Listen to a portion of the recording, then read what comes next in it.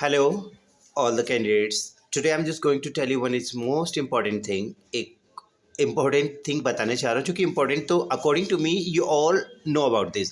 आप सभी लोग इस बारे में जानते हैं and that is very familiar among all. ये सभी के बीच में बहुत ही familiar होता है. But as you're learning, so I just wanna tell you that sometime what happens that the sentence like वह कुछ है. अभी sentence में देखिए लिखा हुआ है वह कुछ है. Okay.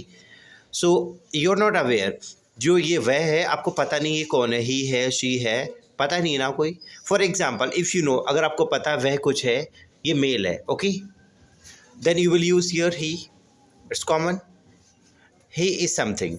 The concept is going on this. इसके ऊपर कंसेप्ट चल रहा है. अगर वह कुछ है, अगर आपके पास सेंटेंस में होता है तो वह कुछ है, यहाँ पे मेल भी लग सकता है, फीमेल भी हो सकता है.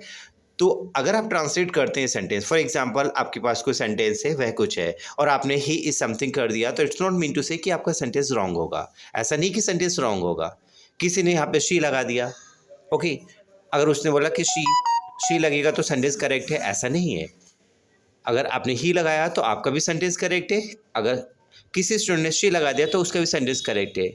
और अगर आपको दोनों को जेंडर्स पता नहीं है तो वहाँ पे दैट का यूज़ होता है. दैट को भी हम वह कहते हैं. क्यों? अब कहाँ पे देखिए, फॉर एग्जांपल कभी कोई बात करता है कि मैं लखनऊ गया था और मैंने देखा वह बहुत मतलब होशियार है. वह बहुत होशियार है, मतलब अब पता नहीं किसकी बात हो रही है. वह बहुत होशियार है.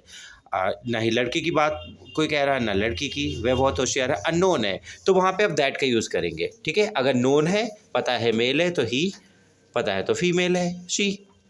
तो ये कन्फ्यूज़न अपने माइंड से बिल्कुल निकाल दीजिए कि अगर वह सेंटेंस में आ रहा है तो आपने यहाँ पे ही लगा दिया और आप नेक्स्ट डे भी ही लगा देते हैं, उसके नेक्स्ट डे भी ही लगा देते हैं, 4 डेज़, 5 डेज़, 10 डेज़, 15 डेज़.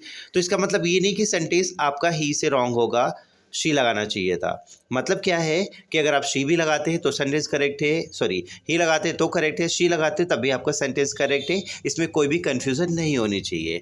अगर nowadays as you are studying the online through me, आप लोग मेरे थ्रू ऑनलाइन सीख रहे हैं. फॉर एग्जाम्पल मैं आपको सेंटेंस देता हूँ वह कुछ है और बाई चांस मैंने वहाँ पर लिख दिया ही इज़ समथिंग, तो ऐसा नहीं सोचिए कि सर ने ही लगा दिया है तो केवल ही लगेगा. वो तो अंडरस्टूड है, आप लोगों को बहुत अच्छी तरीके से पता है. अगर आप गर्ल की बात कर रहे होंगे तो आप शी की बात करेंगे. अगर आपको पता नहीं तो दैट की बात करेंगे.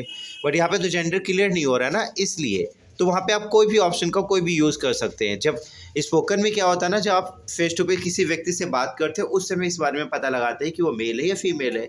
आप जब रिटर्न सेंटेंस को ट्रांसलेट करते हैं तो वहाँ पे आप कुछ भी यूज़ कर सकते हैं. ओके, ही, शी या that. Clear? I hope that you student will understand it very well.